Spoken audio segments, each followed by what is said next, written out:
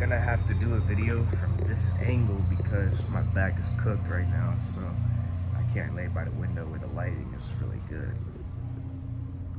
So I gotta do a video like this, but not much to say other than my back is cooked right now. I'm ready for another day of life. Um, Something that I was thinking yesterday before going to sleep was, I was reading some Neville Goddard. I read 2 chapters, and he's talking about how he's talking about consciousness.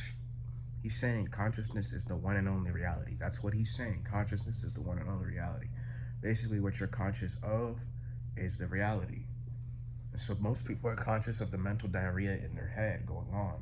So that is the reality they live, the constant mental diarrhea. They look at life through that lens. Obviously, and he said consciousness is the one and only reality. I'm not sure. There's probably a way to look at something without the mental diarrhea, and that's probably what life really is.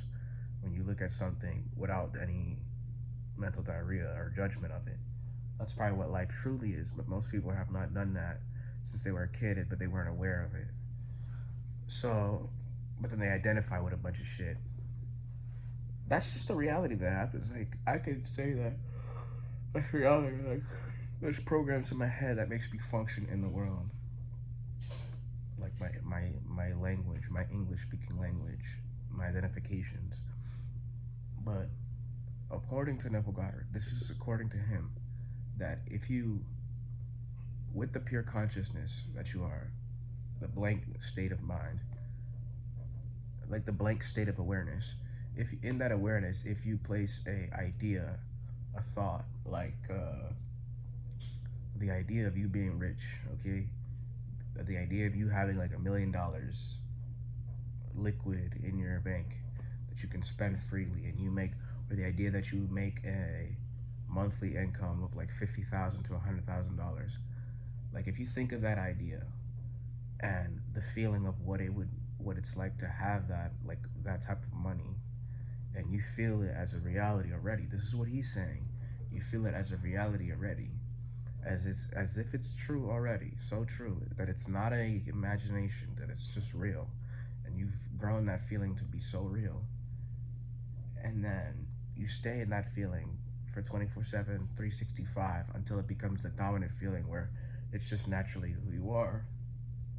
He's saying that manifests life, but it's kind of like I'm so, yeah. He's saying that manifests things, that will manifest things. So like action is fruitless without this change of concept of self. That's what he says.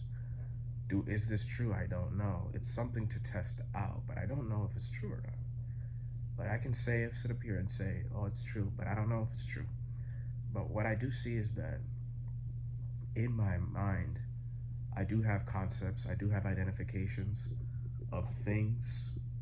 I do have those things. Like, I believe life to be a certain way, and that's how I live my life. Right? I live my life, but some of that stuff is real to me as far as I'm concerned. You get in nature, that's beneficial. That seems real. If you get exercise, that seems beneficial. If you meditate and do yoga and breathing exercises, that's beneficial. I've seen that as real. Like, I don't need, that to me, that's not imaginary. To me, it's a real thing. Breathing is, although maybe even breathing is an illusionary thing as well, it's just such a strong conditioned fix that it's real to us. But because like reality in a sense, like physicality in a sense, is illusionary according to them. But some of the shit here is just so well established. But if you go across the universe, there's probably creatures that are sentient like us, who are smart like us, who don't breathe. They probably they probably breathe water or some shit, or they probably don't breathe. Like, there's probably some shit like that they get their nutrients, they get their vitality from something else. But this is just a human being, as far as I'm concerned. So yeah, I mean, I guess essentially that is illusionary as well, but it is a system that's in place. I'm getting into bullshit. I'm getting into like what ifs and theories and shit like that. But it's true. It's true. Like, the universe is so vast. There's probably a sentient life form out there that doesn't need to breathe through their nose, that doesn't even need to breathe. They get their life somewhere else, something that we can't understand because it's an alien. And then if they see us like the way we breathe, they're like, how the fuck do they do that? They breathe through this shit? What the fuck is that? Right? Because like, what is this? Like, we call it air, we call it blah blah blah, but what the fuck really is the process of breathing? I have no fucking clue. I don't think anybody does.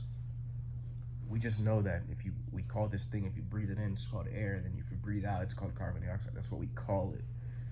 But like, what the fuck is it? We don't know. But what I gotta say is, like, that's Neville Goddard's thing.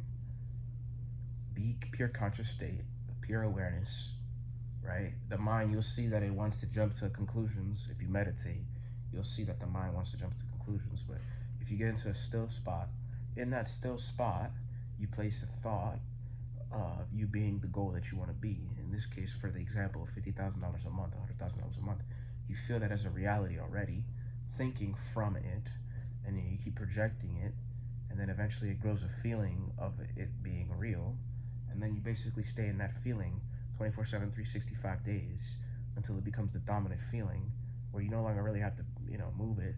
And he's saying that manifested. And when you look at it, there's doubts that say, okay, but where is it? Those doubts are what stops the manifestation from coming. So you just have to be like, okay, it's here, it's here, it's here all the time. I don't know if this manifests life. You see, when I say that, I'm saying I don't know, and I'm saying it doesn't. Basically, I'm basically saying that it doesn't because I don't know how it's gonna happen. I guess you need that like absolute faith. You need that absolute faith, like beyond a reasonable doubt, where it's just real to you, no matter what, all the time. It's just real. Even if you don't see it, it's real. I guess it has to be at that level. The thing is, from coming outside looking in, is that just gonna be imagination, or is that gonna actually do something? But if you look at anything, imagination is first what creates anything. This phone was imagined in someone's head. This apartment building was imagined in someone's head. This pillow was imagined in someone's head. Shit, even me was imagined before it even happened. But I guess that's true. I mean, I guess the ways that it's gonna happen, you don't know, but it will happen. I think so. Because Sadhguru does says karma is memory, and so what you do with the karma is how you change your destiny. So if you manipulate your karma in a particular way, then you'll change your destiny, because he says karma is memory. Anyway, that's what I'm gonna say.